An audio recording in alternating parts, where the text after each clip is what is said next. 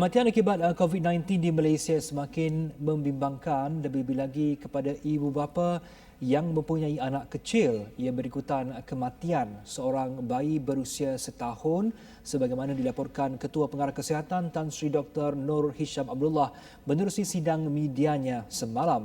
Dan ibu bapa pastinya gusar tentang perkara ini. Jadi perunding pediatrik Mawar Medical Center Dr. Zakrul Razmal Muhammad Pozi kini bersama kita di talian Skype untuk memperjelas risiko kematian akibat COVID-19 ke atas bayi. Assalamualaikum Doktor. Waalaikumsalam warahmatullahi wabarakatuh. Ya, baik Doktor. Sejauh mana golongan bayi ini berisiko untuk mendapat jangkitan COVID-19? Sebenarnya bayi ataupun kanak-kanak kecil atau dewasa, mereka mempunyai equal chance ataupun peluang yang sama untuk dijangkiti oleh COVID.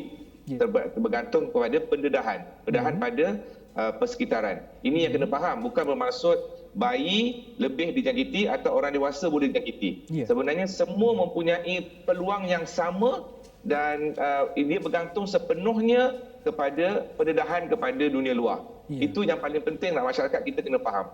Kalau cuma bezanya pada budak-budak, pada bayi bawah 1 tahun, dia lebih berisiko untuk mengalami komplikasi serupa mana orang dewasa yang mempunyai bermacam-macam penyakit berserta dengan mereka sebelum dijangkiti oleh COVID-19. Ya. Baik Doktor, kematian bayi akibat COVID-19 tidak pernah berlaku di Malaysia sebelum ini. Namun berdasarkan kes yang direkod semalam, apa punca yang boleh menyebabkan bayi berkenaan meninggal dunia? Alhamdulillah saya sempat berdapatkan maklumat sebanyak kes yang berlaku semalam. Tapi sebenarnya memang secara datanya seluruh dunia pun mencatatkan kematian untuk umur kanak-kanak ni sangat-sangat rendah. Dan jangkitan, kerana jangkitan di Malaysia pun sebenarnya sebelum ni bayi tak ada data. Tak ada data mengenai bayi bawah 1 tahun dijangkiti. Cuma memang kita tahu risiko melibatkan data daripada luar negara menunjukkan bawah 1 tahun menyebabkan komplikasi yang sangat teruk. Dalam kes yang berlaku semalam, anak ini datang dengan demam dan sawan.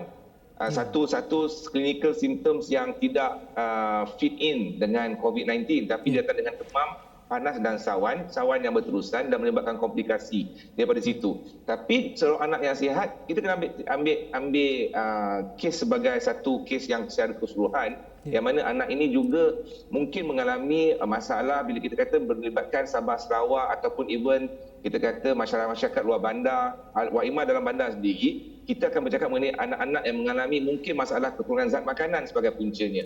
Jadi dalam kes anak ni semalam memang dia agak anak yang kecil dan kurus berbanding dengan umur dia, berat yang tak mencukupi. Dan bila dijangkiti oleh COVID-19 menyebabkan komplikasi mendadak boleh berlaku. Dan dia datang dengan kadar yang sangat cepat kerana anak-anak yang mengalami masalah kekurangan nutrisi atau anak-anak yang tidak mempunyai gizi yang cukup akan mengalami terdedah kepada komplikasi yang sangat tinggi. Dan ini yang berlaku di sekarang ini bila kita lihat bila dijangkiti anak-anak di Sabah kerana mereka menyebabkan parti ataupun rakyat Malaysia yang terpinggir.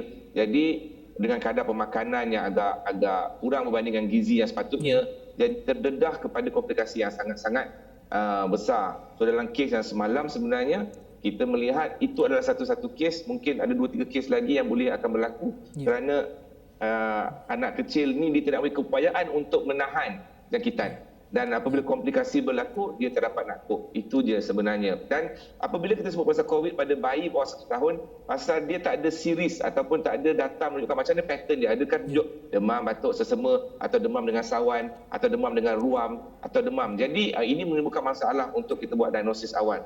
Kerana itu kita menyeru kepada ibu bapa kalau boleh kontrol supaya anak tak expose. Dengan cara itu kita memutuskan rangkaian. Ya, mungkin doktor boleh kongsikan apa langkah-langkah, mungkin SOP yang perlu dilakukan oleh ibu bapa untuk memastikan anak-anak ini bebas daripada jangkitan COVID-19. Mungkin dari sudut pemakanan dan penyusuan, mungkin doktor boleh jelas lebih lanjut?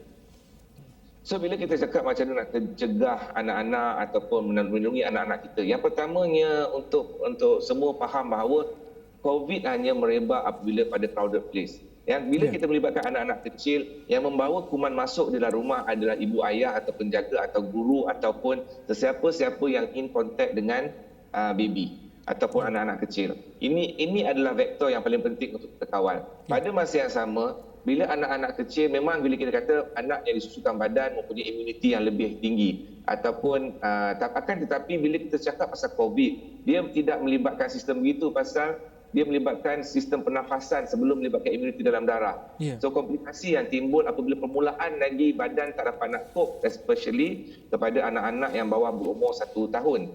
Dan faktor penyumbang paling besar sememangnya faktor nutrition, yang mana bila kita lihat kajian menunjukkan bahawa anak-anak Malaysia pun imma di bandar ataupun di luar bandar mengalami masalah berat badan yang ketara. Jadi ini semua adalah satu masalah yang perlu di-handle bersama, diambil berat bersama, kerana kalau badan dia tak cukup kuat, badan tak cukup nutrisi, kuman bukan setakat COVID je, kuman apa-apa pun dia tak boleh nak handle. Cuma COVID lebih agresif menyebabkan badan dia tak dapat nak menentang atau bertahan apabila COVID datang dengan komplikasi yang tersendiri. Ini yang paling penting untuk semua ibu ayah faham di luar sana, dan untuk mencegah dia yang paling penting ibu ayah kena maintain new normal yang kita duk bincang sejak permulaan COVID sampai sekarang adalah kurangkan keluar rumah, kalau keluar bila perlu, basuh tangan, pakai mask bila perlu, dan kalau sekarang bila kita cakap mengenai COVID di komuniti, bermaksud kita tak tahu siapa yang ada.